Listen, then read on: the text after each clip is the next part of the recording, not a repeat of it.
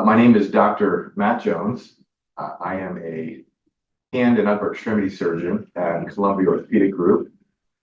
I've been here for about 11 years. And I can't believe it's been 11 years. It's gone by very quickly. And I think in large part because of the fantastic team of people I have to work with here. It's a great place to work. It's also a great place to get your orthopedic care. So I welcome you. Thanks for joining me tonight. The topic that I've chosen is thumb CMC arthritis. So what we're looking at here is the joint at the base of the thumb. It's where the thumb joins the wrist. It's at the base of the thumb. Patients notice quite a bit of pain in that location with pinching and gripping. The reason I have chosen this topic is it's probably the third most common diagnosis that I see in my office. Number one would be carpal tunnel syndrome, which everybody has heard of. Number two would be trigger finger. And I would say number three is thumb CMC arthritis.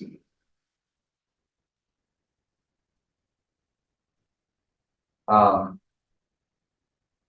would say patients that come into my office with thumb arthritis, thumb CMC arthritis, most of them, certainly better than half, come in misdiagnosed, and usually one of two ways. They will come in and said that their thumb hurts when they grip and pinch, and they're certain that they have carpal tunnel syndrome, which is not the right diagnosis. Or they will come in and say, they'll have the right diagnosis and say, my thumb hurts when I pinch and grip. I'm sure it's just arthritis. I almost canceled the appointment because I know there's nothing you can do about it. And that is also not true. There are things that we can do about it. Some very good options, actually. So let's talk about this. So we'll move into the first slide here. As I previously mentioned, the CMC there stands for carpometacarpal, but thumb CMC arthritis is arthritis at the base of the thumb. It's also known as the metacarpal trapezial joint, or also sometimes called the basilar joint. It is the most commonly affected joint in the hand and wrist with arthritis. We see it very commonly in women over the age of 40, but we can see it in plenty of men as well. We're not exactly sure what causes it all the time. Sometimes it can be genetic. Sometimes it's related to trauma. It may even be related to generalized joint laxity. If you look over here, this image here on the left, this right here is the joint we're talking about. This is a normal CMC joint. This bone here where my arrow is called the trapezium. Right here is the metacarpal. And this joint right here has a kind of a unique shape. The shape of this joint allows for a very wide range of motion thumb. And it's also a joint that is where the thumb can rotate, it can flex, it can extend, it can abduct and adduct. It allows for opposition, pinching, gripping, squeezing. And a lot of force gets transmitted through this joint when we do those things. And over time, it does wear out. Over here to the right is the same joint in a different patient where there is arthritis. And so what you'll notice, it's a slightly different angled x-ray. I'll give you that. So it's not necessarily apples to apples as far as comparison. But what it does demonstrate here is on this x-ray, you can see joint space. You can see that there's a space between the metacarpal and the trapezium.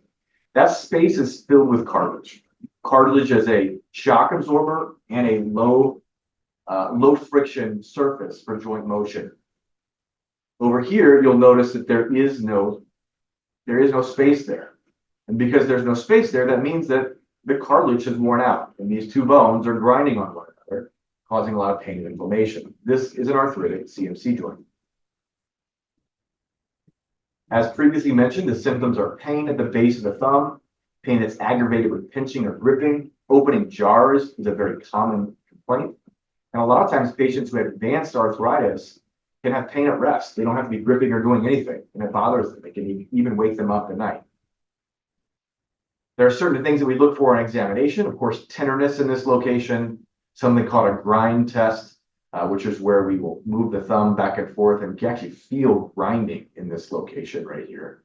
And sometimes patients will even have an arthritic deformity to their thumb called a Z deformity or swan neck deformity, where not only is this joint deformed, but other joints down the line are also deformed from the arthritis. So what are our treatment options? Obviously, anti-inflammatories for any arthritis, any osteoarthritis can be helpful if they're safe for you to take. And obviously, I would check with your primary care doctor if you're not certain about that, but they can be very effective for arthritis pain. Another thing that we can try is splinting or bracing. This brace up here on the top right of the slide is called a push brace or a metagrip brace. It's one that we routinely use for this problem. It works well. It helps with pinching and gripping and squeezing. It certainly is better, I think, for mild to moderate cases, and it's meant to be worn when you're using your hand. It's a low-profile brace that can help with daily activity. It's not the type of brace that you would wear when you're sleeping. It's actually meant to be worn when you're using your hand. And then the other thing that's fairly effective in treating this is a steroid injection that's demonstrated here. We put an injection directly into that joint, and it takes care of the pain. Average duration of relief is probably 3 to 6 months. Sometimes patients will get longer duration of relief. And they can be repeated as needed. We typically want to space them out by a few months, but they can be done more than once. So those are the non-operative treatment options for CMC arthritis. There's also operative treatment options. The good thing about arthritis in the CMC joint, unlike some of the other areas in the hand and wrist, is that the surgical treatment for CMC arthritis maintains motion and preserves the function in the thumb. A lot of times in the hand and wrist, in order to alleviate pain, you have to compromise on range of motion or function.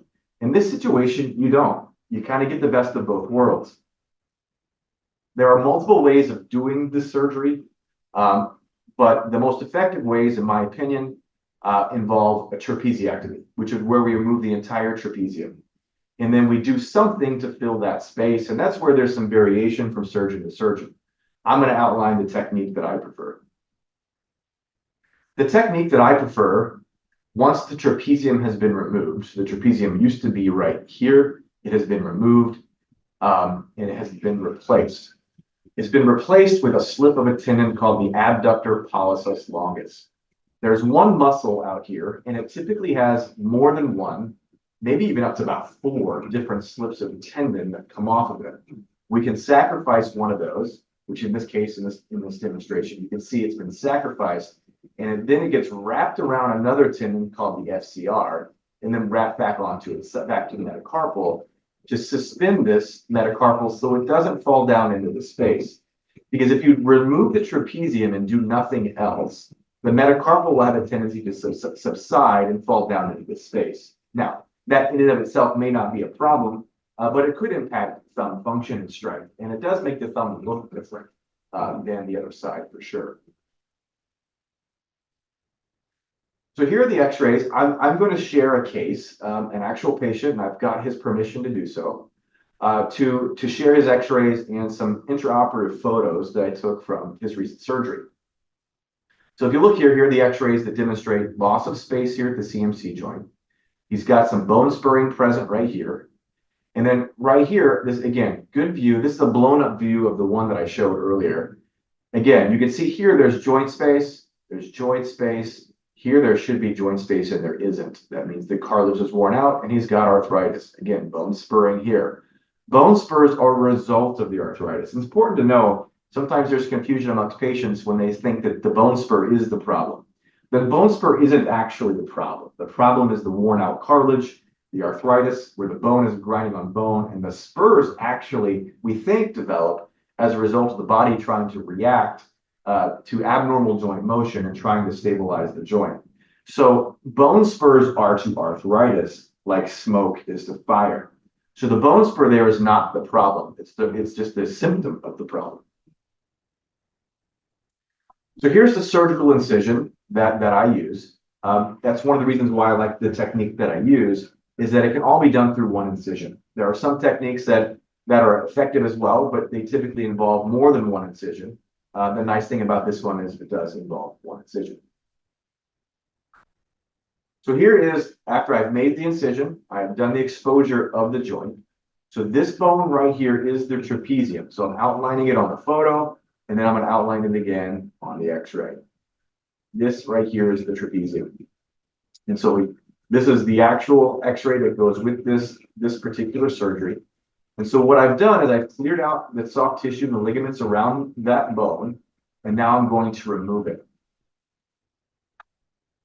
And so the next slide shows the trapezium after I've removed it in its entirety. And this is an interesting picture. I wish it was in a little better focus, and I wish I had a normal to compare it to. But this, what you'll notice here, and I'll try to point out, is that the surface of the trapezium is completely worn out. This should be bright white, like what's on the end of a chicken bone. In this case, it is yellow and it's shiny. And if you took a sharp needle or instrument and tapped this, it would tap. It's like polished stone or like a marble, rather than cushiony like the end of a chicken bone. So his cartilage was completely worn out. He clearly had bone-on-bone arthritis. So this is what it looks like once the trapezium has been removed. So what I'm pointing out here is the trapezium is gone. And once we've removed the trapezium at the base of the incision right through here, what my arrow is on is a tendon called the FCR. It stands for flexor carpi radialis. That's an important tendon. That is this tendon right here. It's the tendon that we're going to wrap the other tendon around. Here is the APL tendons. There's multiple slips, as you can see here. So that's these guys right here. So the next slide, what you're going to see is I will have clipped one of these.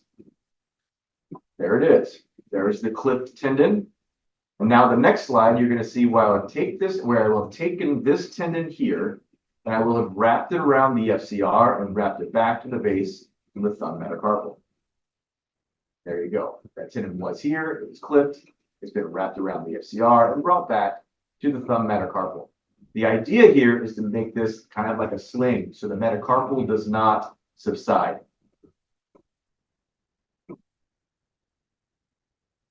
Then the next step is, not everybody does this, but I was trained to go ahead and put a K-wire or metal pin, which is what this is, from this metacarpal to that one. It's temporary, but what it does, it holds these together while that sling that I created heals and gets nice and stiff, which is what we want. This pin will come out at 3 weeks. So we're nearly done with the procedure at this point. The pin has been placed. Now the pin has been clipped and there's been a cap put on it. The wound has been closed with a absorbable suture, and the patient will be placed in a splint. That looks like this. It's a piece of plaster that goes over it with an ACE wrap. This allows for swelling. The pin is underneath of this so it does not stick out so you can't see it. This will be in place for 3 weeks. What we're trying to do is allow all of the work that we just did to heal, and I kind of want it to get nice and stiff and solid. So at 3 weeks, when you come back to see me, we will take this off, we will remove the pin right in the office, and then we'll transition over to a brace. Now, while you're in this splint for 3 weeks, your fingers are free. You can still type, you can still do light things like eat, get dressed. You just can't do anything really heavy with it or get it wet, and we will provide you with a plastic glove to keep it dry for showers.